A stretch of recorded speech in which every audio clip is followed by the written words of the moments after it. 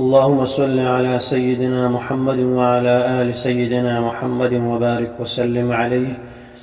وعن أنس قال كان رسول الله صلى الله عليه وسلم يكثر أن يقول يا مقلب القلوب ثبت قلبي على دينك.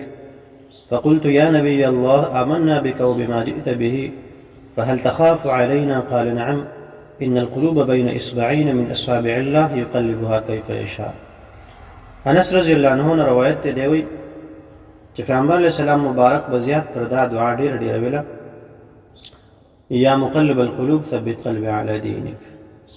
فقلت يا نبي الله، دیو انس رضی اللہ عنہ چې ما پیغمبر علیہ السلام مبارک ته فرمایل چې مونږ په تاسو باندې ایمان راوړی دی او بما جئت به او په دین شریعت باندې چې کوم تاسو راوړی دی په هغې باندې هم مونږ ایمان راوړی دی. فهل تخاف علينا؟ تاسو بیا هم مطلب مونږ باندې یریږي چې ستاسو موجودګۍ کې به مونږ ګمراه شو. پیغمبر علیہ السلام مبارک ته فرمایي چې او بالکل، ځکه ان القلوب بین اصبعین من اصابع الله، چې د انسانانو دا زړونه چې کوم دي دا د الله په ګوتو کې دوو ګوتو کې دي، یقلبها کیف یشاء، نو اړوي راړوي څنګه چې د الله خوښه شي کوم طرف ته اړوي. لکه حدیث شریف مفهوم داسې دی، دغه یو حدیث سهار به انسان مسلمان وي ماښام به کافر وي، ماښام مسلمان وي سهار به کافر وي. نو دا هغه تصرف د الله دی. لکه څرنګه یو څیز کې د انسان تصرف وي هغه د هغه خوښه وي چې څه پرې کوي هغه پرې کولی شي.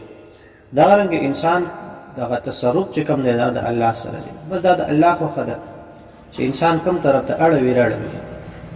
نو دغه دعا زده کوي او وایي خامخا. بل حدیث کې یا مصرف القلوب صرف قلوبنا على طاعتك على دينك، دغه شان راغلی. که دا زده کولی شي او که هغه زده کولی شي، خو یو زده کوي او وایي. ځکه د انسان هغه پته نه لګي چې کوم طرف باندې الله اړوي. نو دا دعا ډېره وایي پیغمبر علیه السلام مبارک به اصحابو ته هم ښودله او ځان له به هم ویله.